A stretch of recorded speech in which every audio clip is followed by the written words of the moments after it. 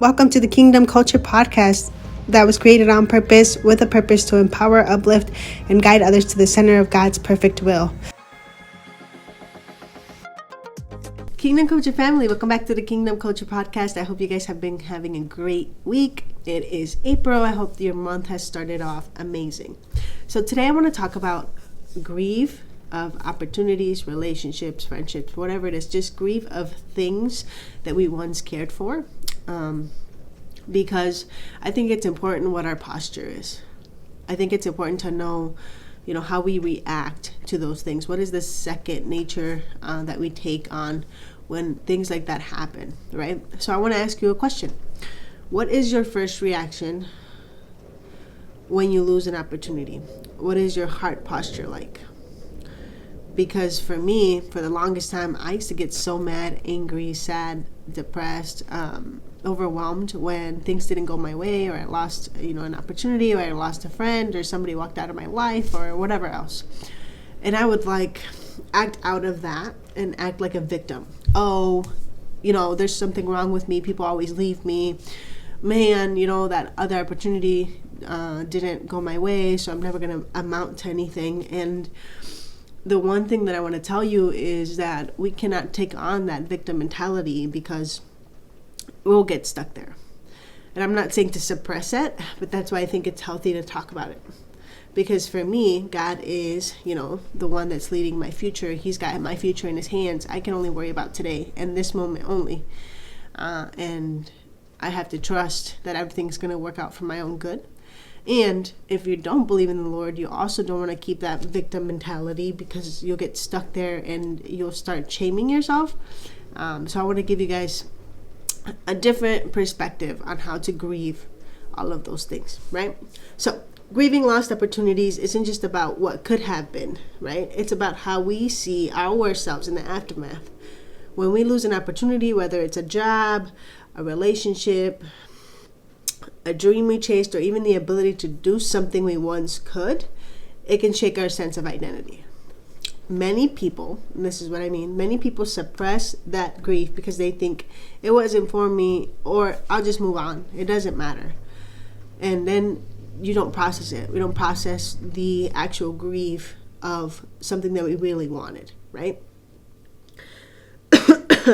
And, we carry unseen wounds that affect how we show up in life, whether we like it or not. I'll give you an example. Someone who loses a career opportunity might start believing that they're not capable, rather than recognizing that this opportunity wasn't the only path. Someone who feels like they missed their chance at love might question if they're worthy of it at all. So for me, something happened, right? That got me thinking about all of this. I'm like, how do I want to process this? So for me, I used to be the youth leader at our church, right? And a new year, it's 2025, a new year, a new set of leaders was chosen. And kid you not, I thought, I'm like, cool, yeah, another year with the youth. This is going to be amazing. We're going to do great things, because the last 2 years, I have really given my time, my effort, my love, and have grown, to love my youth. And it's been amazing. It's been a privilege to help them walk through life. But this year, they chose other leaders. I wasn't it, right? And so because that happened, at first I was sad. I cried in front of everybody. It was a whole thing, right? My kiddos cried with me. And I was sad about it. And I was like, does my ministry end here? Is this it? And then I went into prayer. And I said, wait, it was a privilege. Everything has a season in my life. It was such a privilege. It was such an honor to be able to help other people in their walk with Christ, more when they're young, right? And so I started thinking about this, and I'm like, what is my heart posture? What is my posture for this? Do I really think that I'm no longer capable of leading a ministry? Because that's not true, right? And so I started journaling, and one of the best things that came out of it was you're being prepared for something else. You're being prepared for leadership in another way. And the best thing that I could, do for them is still be their friend outside of the church, outside of our Thursdays, and outside of the other events in the church events that we go to. But you can, redefine everything in a healthy way. You can take that and say, it was a blessing, and now I'm ready for what's next, right? So, feeling and grieving those losses allow us to redefine ourselves in a healthy way. Like I said, instead of letting missed opportunities dictate our worth, we can acknowledge the loss, process the emotions, and then reshape our identity based on what's next, not what has gone. Grief done in a healthy way doesn't weaken our identity. It doesn't mean that we're less. It doesn't mean that we lose anything. It just helps us let go of what was it meant for us, and making space for new. So the first thing I want you to do when you go through this is acknowledge your loss. Acknowledge it. Don't downplay it. Just because it wasn't a death or something like that, it doesn't matter. It doesn't mean that it didn't matter. Say it out loud like this. So I said I wanted to be the youth pastor, the youth leader of the year. I didn't get it, and it hurts. Simple, right? I really wanted this, but it didn't happen, and it hurts. I am angry. I am upset. I am disappointed. Say it out loud because you're acknowledging it and you're allowing yourself to feel the things, right? And naming the loss gives it a space to be processed instead of just sitting it's fine, I'm okay, it doesn't matter, right? When we're in this state of being, it could be dangerous, right? So number 2, allow yourself to feel the emotions. Like I said, whether it's sadness, frustration, regret, or even anger, feel it. Don't suppress it. That doesn't make them disappear. And honestly, if you suppress emotions, they'll just show up later in a different way. So do not suppress your emotions because emotions are not to be around forever. They're an emotion. You feel it and it goes away. We are meant to do that, but we were never taught to self-regulate, right? So, and I talk about that a lot, but self-regulate your emotions so that you don't have to feel stuck and everything else. So journaling, praying, talking to a trusted friend, going on a walk, listening to music, anything that helps you just feel your emotions, do it and move on with your day, or end your night that way. But please take the time to feel your emotions. Number 3, avoid self-blame and shame. This is so important because I feel like a lot of times we think that because we lose something, we spiral into I wasn't good enough, I should have tried harder, what could I have done differently, why didn't I show up differently? Maybe it was, something so small that it just makes us go into shame and blame. And let's not do that, because the way that you talk to yourself is very, very important. If you're always doing that and calling yourself dumb or not good enough or whatever, that's how you're going to show up in the world. And the little voice in here is always going to win. In reality, we're all amazing. We all have different skills, different everything, and you should be your best friend. I always say that you wouldn't tell your best friend if they called you, right? Abril, guess what happened? I lost this opportunity. I'm sad. I don't know what to do. This was something that I really wanted. You're not gonna be like, could you have done something differently? Are you dumb? Did you not show up the best? You wouldn't do that to somebody you love, your best friend. So I always say, if you know how to talk to your best friend, then you know how to talk to yourself with love, compassion, and goodness. Do that repeatedly every single day, because that's very important. So reframe it. So instead of saying this didn't work out because I'm dumb, say this didn't work out, but that does not define me. I'm still capable. I'm still valuable. Because all of your negative thoughts can be reframed into positive ones. And that's how you change your identity, right? So again, avoid self-blame and shame, and then reflect on what it teaches you.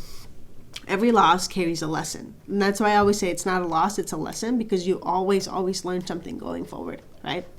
Maybe it's about patience, maybe your timing, redirection, or even a wake-up call to shift paths. And that's cool, because that's opportunity, that's something new. You have hope to do something different, right? So instead of saying, why did this happen to me? Ask, what is this trying to teach me?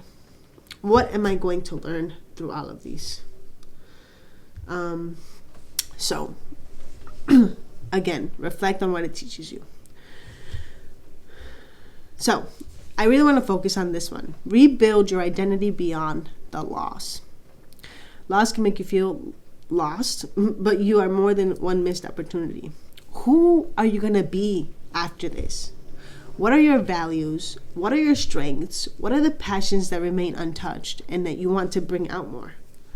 Start rebuilding your identity, because I feel like a lot of times we forget that it's our identity that shapes everything else. And if we put it on the wrong thing, we're going to show up wrong. I know that for me, I needed to put my identity on Christ, right? But then I'm like, what are the values I want to have as a woman? You know, who do I want to be? Who do I want to be when somebody talks about me? What are the skills that I want to have? What is the life that I want to lead and show up for, right? Because when we lose something, we're like, oh, well, maybe I gotta, stay the same. I'll just try another one. Like, be excited about rebuilding your identity. Be excited about refinding passions in yourself and all these things, right? I don't know if you guys can hear, but there's a bunch of rain going on. It's kind of cool.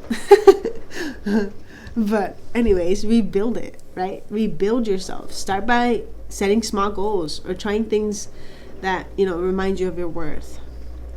Start journaling and start putting out your strengths, and your passions, and see how you can connect the two and build something new about yourself.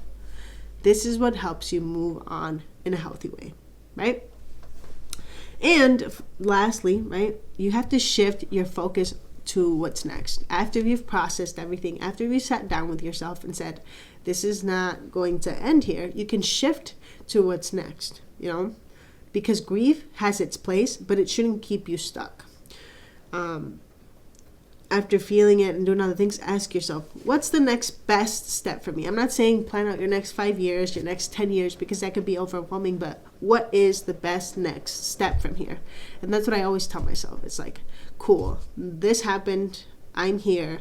What is my next best step? Because that's all you have, right? There's nothing else to look forward to, just the next step. So that is the beauty of life, that in missed opportunities, we don't see the end. They're usually making room for something greater. So start focusing your energy, your focus on what the next best step is for you. And you will see that grieving and letting this thing go and being healthy about it will open even more doors. And you will have a mindset of abundance, and the Lord will be like, okay, cool, yeah. Let's see what's next, right? And if you're not a believer, right, also having the right mindset helps you to just open up yourself for more things, right? And as always, I leave you guys with a Bible verse. This week's Bible verse is actually in Isaiah 43:18 and 19. And it says, forget the former things. Do not dwell on the past. See, I am doing a new thing. Now it springs up. Do you not perceive it? I am making a way in the wilderness and streams in the wasteland. I am making a new thing, says the Lord, right? So this verse reminds us that while we may grieve what's lost, we shouldn't stay stuck in the past. God is always working on something new, even when we can't see it. It encourages us to process our emotions, but not let them define us, because new opportunities and blessings are already in motion. So remember that grieving is a healthy thing, and we should do it. Just don't get stuck there. I love you, but remember that the Lord loves you more. Always, always, always. I hope that you guys found some value in this podcast episode. And if you did, please share it. Send it to somebody that you might think might need to hear this today. Put it on your socials. Shout out the Kingdom Culture channel. Like and subscribe. And we'll see you guys next week. God bless.